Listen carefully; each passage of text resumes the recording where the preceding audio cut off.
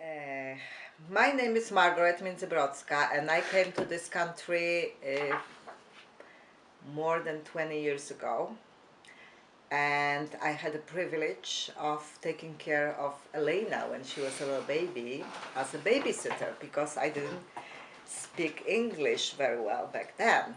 So, and here we are. Elena is 17 years old, and she asked me to be part of her high school assignment about World War II.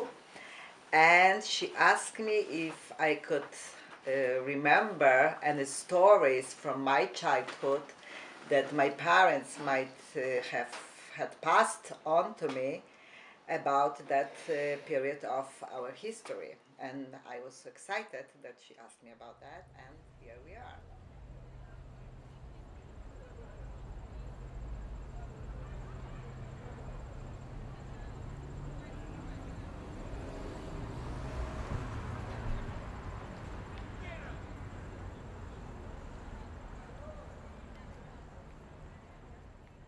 Here we are. So the story that I'm about to tell is about my father, who at the War II time in Poland was about 8 years old, and when he was born in 1934, so at the time of the war, he was about five. He was about five when the war started, and then when it ended, he was 10 years old.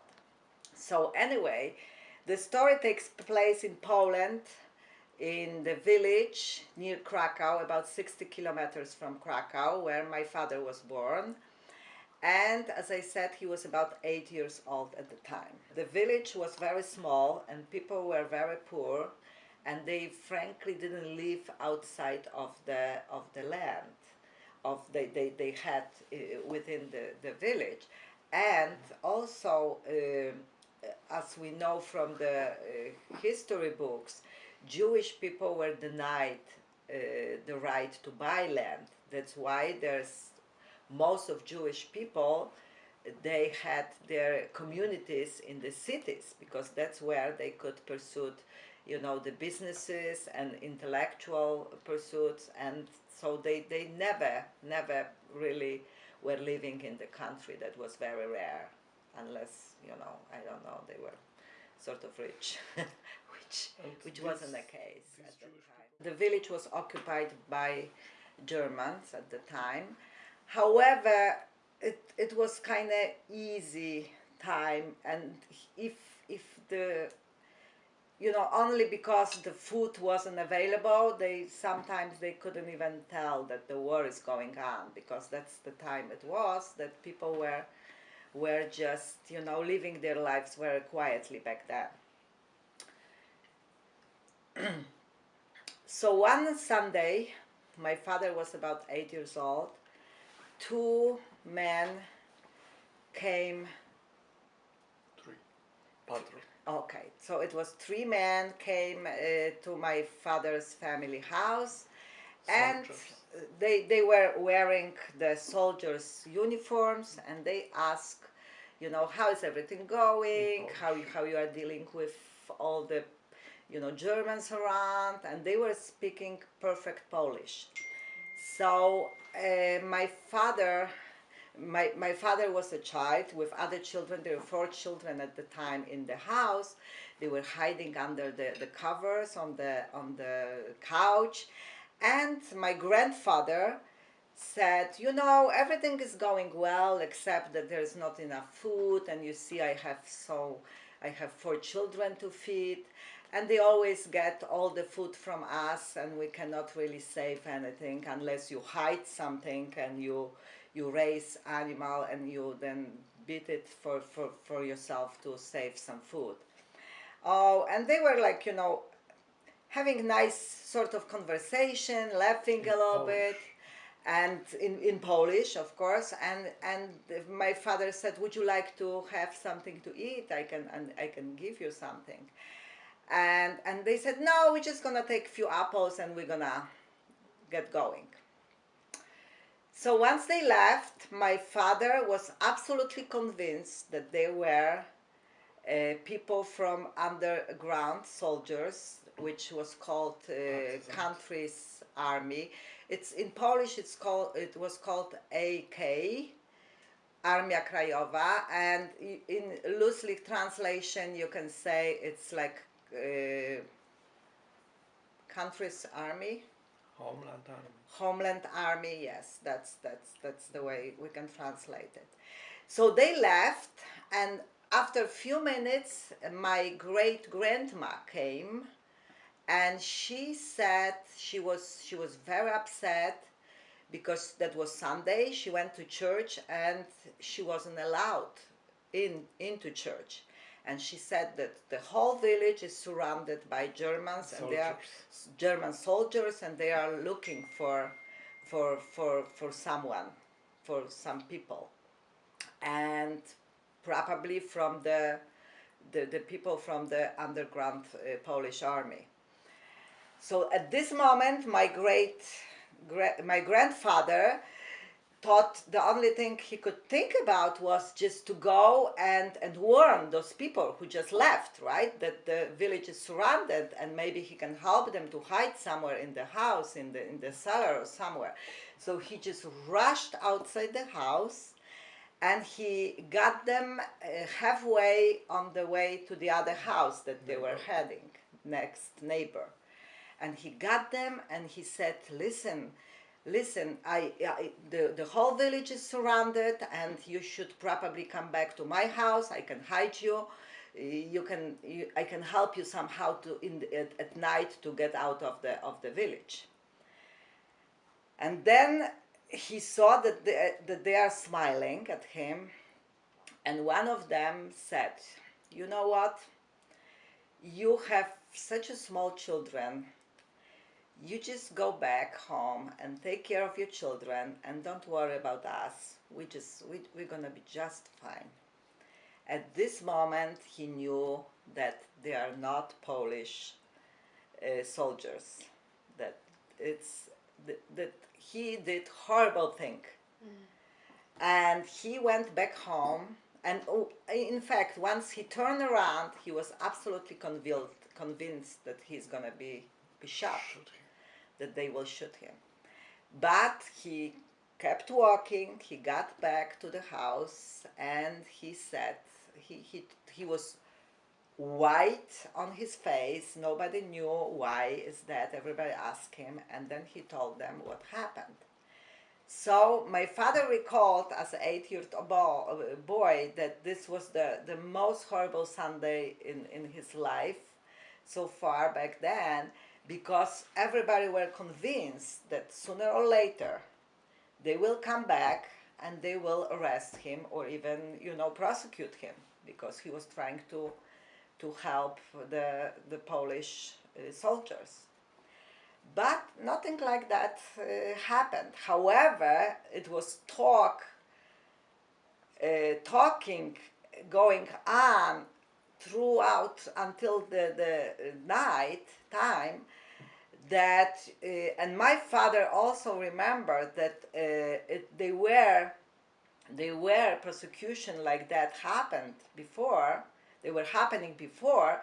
So everybody were extremely scared and under the pressure that something like that might happen to my family.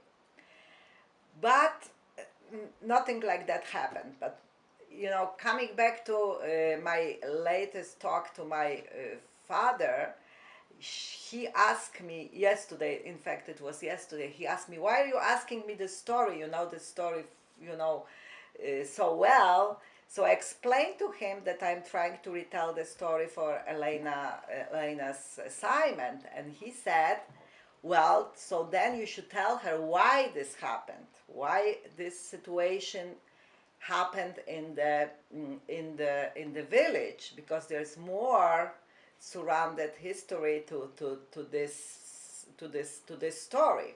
So I said, okay, I never heard about this, so you just tell me. And he told me that the surrounding of this village was connected to freeing prisoners which were underground Polish soldiers from the nearby prison in Wisnicz. And that's why, because the Polish underground soldiers went and freed those prisoners, Germans got so upset, and most of those prisoners were actually the people who lived in that particular village. So they were thinking, and probably, you know, they were right, that they would probably come first to see their families and then go and be underground again. Well, they were arrested because they were doing what others were doing. They were working Meaning, in the yes, underground. yes, they were working underground and trying to oppose German occupancy. So that's what it triggered, the whole surrounding of the village, and they caught some of them, but not all of them. Well, they killed some people. And of course, there were killings time. going on. You know, during those times, there wasn't really, you know, you didn't have to have a trial. They just come. They saw that, you know, you are the one we are looking for, and they executed people on the spot, just like that. And sometimes the full families. So my father told me that, and there's another thing that happened, you know, with that story. After that night, when, you know, everything quieted down, my grandparents noticed that my father, 8 years old boy, has a great spots in his head, on the back, and a little bit on the sides, and they couldn't understand what's going on. And at first they thought, you know, it might just pass on. He just got some gray, you know, on his head. But then they decided to take him to the doctor. And the doctor said, good thing you brought him, because it must have been some enormous stress or scare upon this child that he started graying. And if you didn't bring him, he could have grayed all along, you know, on his full head. So the father also said it was a nice experience, but the doctor shaved his whole head, you know, as it was, and then put some kind of medicine on his head, gave some medicine to my grandmother, and said you have to really massage it into his scalp for a few days, and it should stop, the graying process should stop. And that's what happened. It actually did stop. But my father said that, you know, it could have been triggered by this horrific experience, you know, that happened in the family. Sure.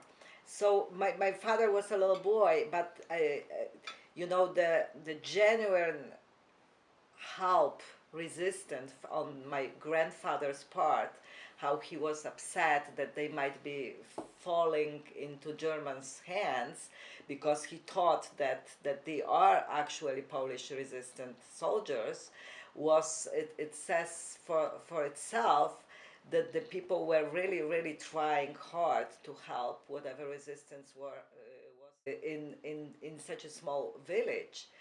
And also it speaks to us that you know, the uprising in Polish, it was two uprisings in Polish capital. First one was the one that was Jewish ghetto uprising, and then, you know, the whole city uprising, which failed as well. It also speaks to us about that, how Polish people were really, you know, trying to fight in many different ways against the Nazis at the time.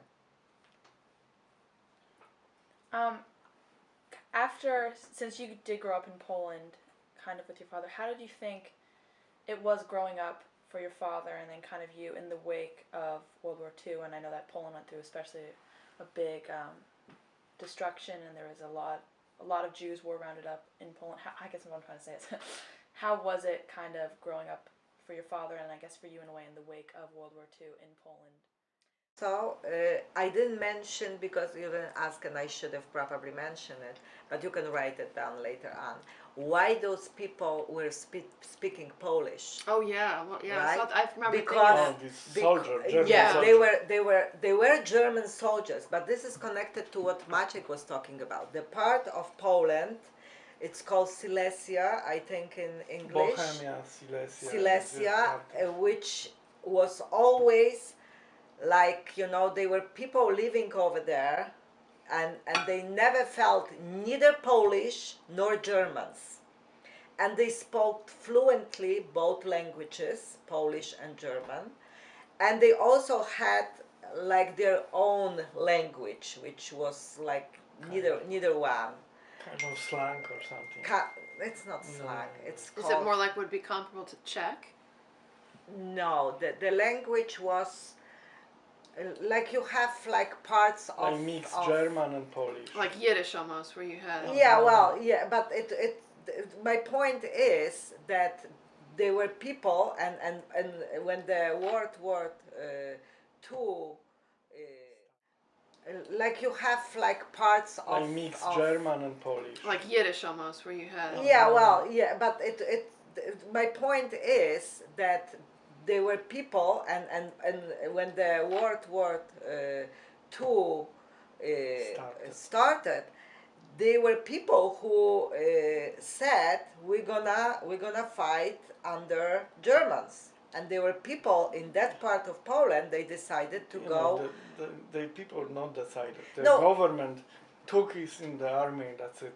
Well, Like a lot Czech people, a lot German people, Did they collaborate with and Yes. Polish people not collaborate. But they That had was- allegiance They to. live over this part of country, and this German government coming and take young people to the army. well, they could. And part this family from the Silesia, Mhm. his parents, maybe grandpas, Oh. fighting against German Yes. And for the Poland side, and part these people Okay. fighting for the German against Poland. yes. It's always like It was you know, like mixed. So anyway, some of them went and collaborated with Germans during I don't think the it's World collaboration. War. You don't think